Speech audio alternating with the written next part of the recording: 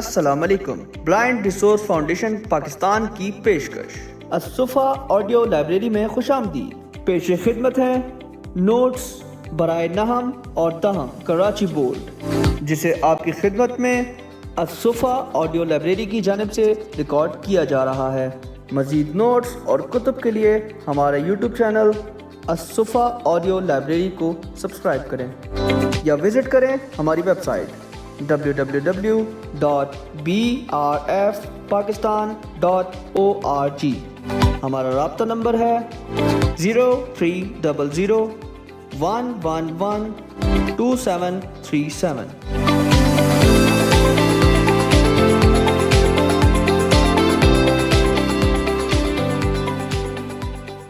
بسم اللہ الرحمن الرحیم۔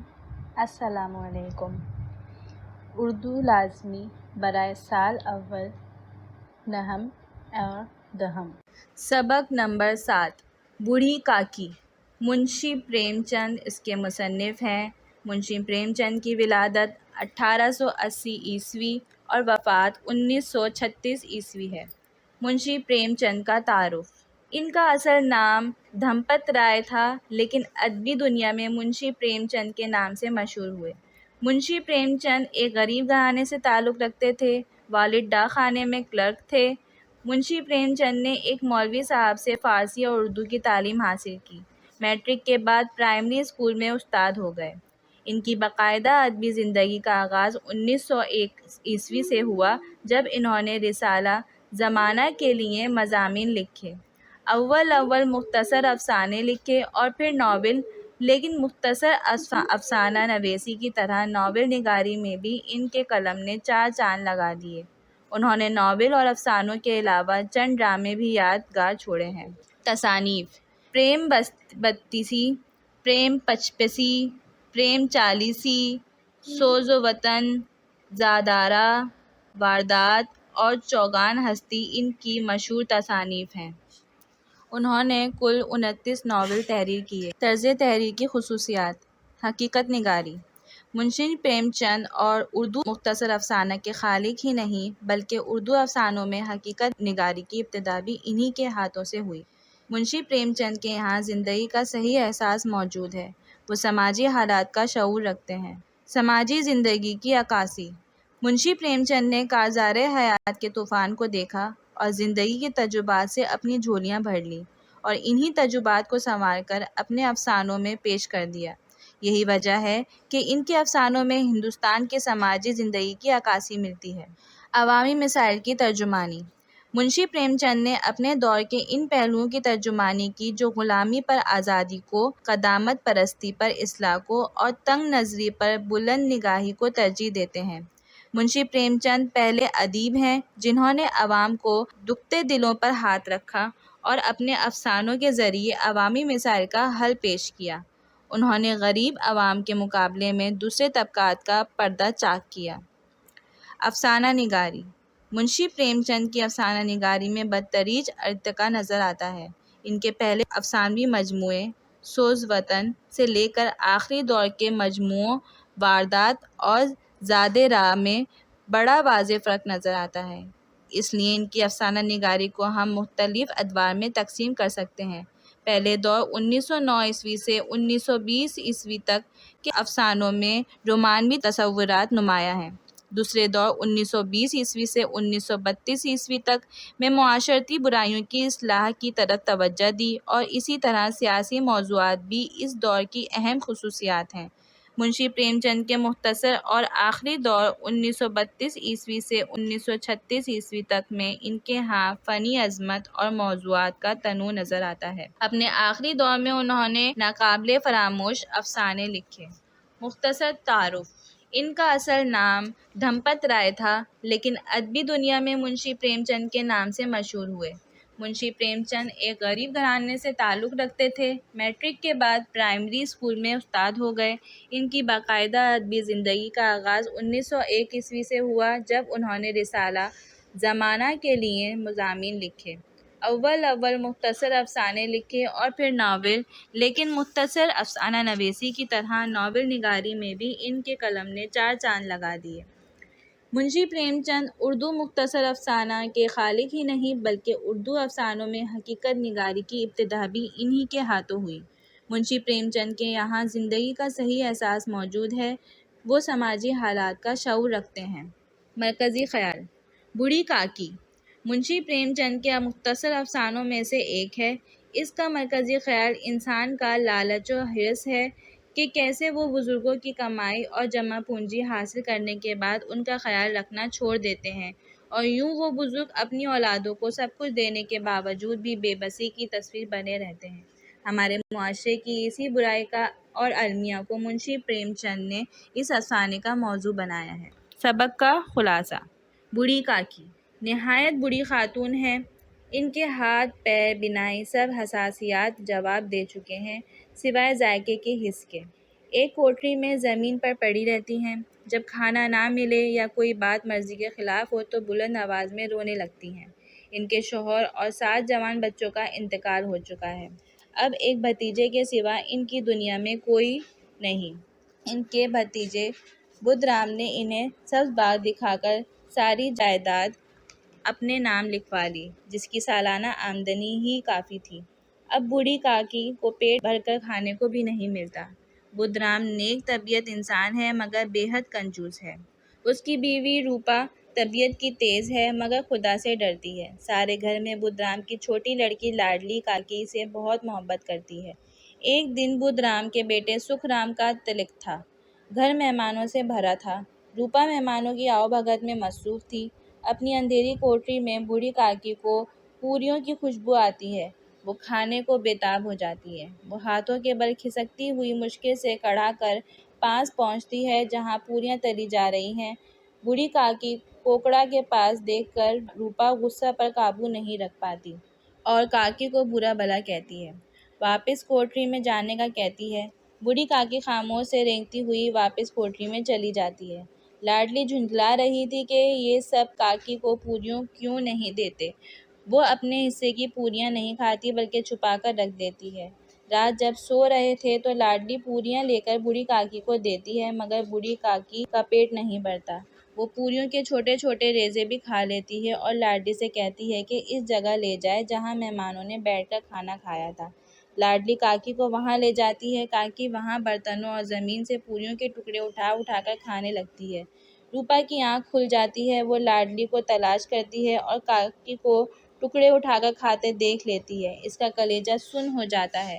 اس کو اپنی خود غرضی اور بے انصافی کا احساس ہوتا ہے کہ جس کاکی کی جائیداد کی آمدنی وہ کھا رہے ہیں، اس بے بس اور بے کس بوڑھی عورت کو پیٹ بھر کر کھانے کو نہیں ملتا۔ وہ تھالی میں کھانے کی چیزیں سجا کر بوڑھی کاکی کے پاس جاتی ہے اور کاکی کو کھانے کا کہہ کر اپنی خطاؤں کی معافی مانگتی ہے۔ کاکی بھی اس کو دل سے دعائیں دیتی ہے۔ فرہنگ: الفاظ معنی: الفاظ نمبر 1، دور ثانی، معنی بعد کا زمانہ۔ الفاظ نمبر 2، تشفی، معنی تسلی، تسکین۔ الفاظ نمبر 3، جمع غفیر، معنی ہجوم، بھیڑ، رش۔ الفاظ نمبر 4، بسوڑنا، معنی رونی شکل بنانا۔ الفاظ نمبر 5، متعلق، معنی بالکل۔ الفاظ نمبر 6، نگاہ حیرت، معنی حیرت کی نظر۔ الفاظ نمبر 7، مستورات، معنی خواتین، عورتیں۔ الفاظ نمبر 8، کڑا، معنی بڑی کڑائی۔ الفاظ نمبر 2، اکڑوں، معنی پاؤں کے تلوے زمین پر رکھ کر بیٹھنا۔ الفاظ نمبر 10، ٹھنڈائی، معنی گرمی دور کرنے والی دوا۔ الفاظ نمبر 11، ڈھول منجیرا، معنی بجانے کے لیے پیتل کی کٹوریاں۔ الفاظ نمبر 12، انس، معنی محبت، الفت۔ الفاظ نمبر 13، اشتہا، معنی بھوک۔ الفاظ نمبر 14، پتلو، معنی بڑے سے تھال۔ الفاظ نمبر 15، کارن، معنی وجہ۔ الفاظ نمبر 16، رقت آمیز، معنی دکھ بھرا، روحان سا۔ الفاظ نمبر 16، گھرکیاں، معنی ڈانٹ ڈپٹ۔ الفاظ نمبر 17، چشم خیال، معنی تصور۔ الفاظ نمبر 18 کٹھوتی معنی کاٹھ کا برتن. الفاظ نمبر 19 سراسیمگی معنی پریشانی خوف. الفاظ نمبر 20 بھاٹ معنی گانا گانے والا. الفاظ نمبر 21 کنڈ معنی گڑھا. الفاظ نمبر 21 پٹاری معنی بید کی بنی صندوقچی. الفاظ نمبر 22 منشا معنی مرضی. الفاظ نمبر 23 فاتر العقل معنی پاگل جس کی عقل کام نہ کرے. الفاظ نمبر 24 بھنڈارے معنی باورچی خانہ. الفاظ نمبر 25 پرماتما معنی بڑی روح یعنی خدا. کثیر الانتخابی سوالات. دیے ہوئے ممکنہ جوابات میں سے ہر ایک کے لیے درست جواب کا انتخاب کیجیے. نمبر 1 نصاب میں شامل سبق بوڑھی کاکی کے مصنف ہیں الف ڈپٹی نذیر احمد دہلوی، ب مولانا شبلی نعمانی، جیم منشی پریم چند، دال مولانا محمد حسین آزاد. جواب ہے جیم منشی پریم چند. نمبر 2 منشی پریم چند نصاب میں شامل اس سبق کے مصنف ہیں الف بوڑھی کاکی، ب امید کی خوشی، جیم اصغری نے لڑکیوں کا مکتب اٹھایا، دال شہید. جواب ہے الف بوڑھی کاکی. نمبر 3 نصاب میں شامل سبق بوڑھی کاکی ماخوذ ہے الف میرات العروض، ب پریم چند کے منتخب افسانے، جیم لوک کہانیاں، دال مٹی کا دیا. جواب ہے ب پریم چند کے منتخب افسانے. نمبر 4 ان کا شمار اردو کے اولین افسانہ نگاروں میں ہوتا ہے الف مرزا فرحت اللہ بیگ، ب مرزا ادیب، جیم ڈپٹی نذیر احمد، دال منشی پریم چند. جواب ہے دال منشی پریم چند.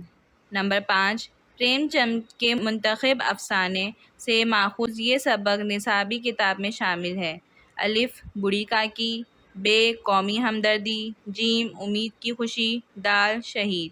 جواب ہے الف بوڑھی کاکی. نمبر 6 بوڑھی کاکی میں اس کے سوا کوئی حس باقی نہ تھی الف دیکھنے کی، ب ذائقہ، جیم سننا، دال سونگھنا. جواب ہے ب ذائقہ.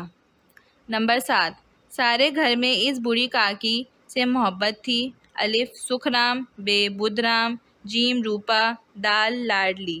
جواب ہے دال لاڈلی. نمبر 8 بوڑھی کاکی کھانا چاہتی تھی الف نکتیاں، ب لڈو، جیم پوریاں، دال حلوہ. جواب ہے جیم پوریاں. نمبر 9 پریم بتیسی، پریم پچپسی، پریم چالیسی، سوز وطن، زاد راہ، واردات اور چوگان ہستی ان کی تصانیف ہیں الف مرزا ادیب، ب منشی پریم چند، جیم ڈپٹی نذیر احمد دہلوی، دال حکیم محمد سعید. جواب ہے ب منشی پریم چند. نمبر 10 کچوریوں میں اجوائن اور الائچی کی مہک آ رہی ہوگی یہ عبارت اس سبق سے لی گئی ہے الف شہید، ب امید کی خوشی، جیم اصغری نے لڑکیوں کا مکتب بٹھایا، دال بوڑھی کاکی. جواب ہے دال بوڑھی کاکی. 11 کئی سوتے ہوئے آدمیوں کی نسبت ایک جاگتا ہوا کتا اس کے لیے زیادہ تقویت کا باعث ہوا یہ فقرہ لیا گیا ہے الف امید کی خوشی، ب بوڑھی کاکی، جیم اونہا، دال ڈسٹرکٹ بورڈ کی ڈسپنسری. جواب ہے ب بوڑھی کاکی. نمبر 12 بڑھاپا دور ثانی ہوا کرتا ہے الف طفولت کا، ب بچپن کا، جیم بلوغت کا، دال جوانی. ب بچپن کا. نمبر 13 بڑھیا کے جوان بیٹے مر گئے تھے الف 5، ب 6، جیم 7 اور دال 8. جواب ہے جیم 7. 14 بدھ رام آدمی تھے الف چالاک، ب مکار، جیم نیک، دال بے وقوف. جواب ہے جیم نیک. 15 روپا سو رہی تھی الف آنگن میں، ب کمرے میں، جیم کوٹھری میں، دال برآمدے میں. جواب ہے الف آنگن میں. نمبر 16 بدھ رام کی چھوٹی لڑکی تھی منچلی، لاڈلی، ضدی، چنچل. جواب ہے ب لاڈلی. جملوں کی تشریح. جملہ نمبر 1، بڑھاپا بچپن کا دور ثانی ہوا کرتا ہے۔ حوالہ سبق: یہ فقرہ نصابی کتاب میں شامل سبق بوڑھی کاکی سے لیا گیا ہے، جس کے مصنف منشی پریم چند ہیں۔ حوالہ مصنف: یہ جملے کے مصنف ہیں منشی پریم چند۔ ان کا اصل نام دھم پت رائے تھا، لیکن ادبی دنیا میں منشی پریم چند کے نام سے مشہور ہوئے۔ منشی پریم چند ایک غریب گھرانے سے تعلق رکھتے تھے۔ میٹرک کے بعد پرائمری اسکول میں استاد ہو گئے۔ ان کی باقاعدہ ادبی زندگی کا آغاز 1901 سے ہوا، جب انہوں نے رسالہ زمانہ کے لیے مضامین لکھے۔ اول مختصر افسانے لکھے اور پھر ناول، لیکن مختصر افسانہ نویسی کی طرح ناول نگاری میں بھی ان کے قلم نے چار چاند لگا دیے۔ منشی پریم چند اردو مختصر افسانہ کے خالق ہی نہیں، بلکہ اردو افسانوں میں حقیقت نگاری کی ابتدا بھی انہی کے ہاتھوں ہوئی۔ منشی پریم چند کے یہاں زندگی کا صحیح احساس موجود ہے، وہ سماجی حالات کا شعور رکھتے ہیں۔ جملہ نمبر 1 کی تشریح: منشی پریم چند کا تحریر کردہ یہ جملہ ایک بہت بڑی آفاقی سچائی ہے۔ ان کا بچپن ان کی زندگی کا خوبصورت دور ہوتا ہے۔ بچپن میں کردار کی چند خاصیتیں بچوں میں کثرت سے نظر آتی ہیں۔ بچوں کا یہی کردار اور خاصیتیں انہیں معصوم بناتی ہیں۔ دیکھا گیا ہے کہ جب انسان زیادہ بوڑھا ہو جائے تو پھر بچہ جیسا ہوتا ہے وہی بچوں جیسی ضد، بچوں کی طرح جلدی رونا اور خوش ہونا، جلدی ناراض ہونا اور مان جانا، وغیرہ وغیرہ۔ شاید بڑھاپا بچپن کا دوسرا حصہ ہے، بچپن کا دوسرا دور۔ جیسے جیسے عمر ڈھلتی جاتی ہے، انسان بچہ بنتا جاتا ہے۔ اگر انسان کسی بیماری یا معذوری کے سبب بستر پر پڑ جائے تو بالکل ایک ننھے بچے کی طرح ہو جاتا ہے، جس نے ابھی اٹھ کر بیٹھنا نہیں سیکھا۔ اس انسان کی ضرورتیں اور خواہشات بھی تقریباً ان بچوں جیسی ہو جاتی ہیں، لہٰذا یہ کہنا کہ بڑھاپا بچپن کا دوسرا دور ہے، غلط نہیں ہوگا۔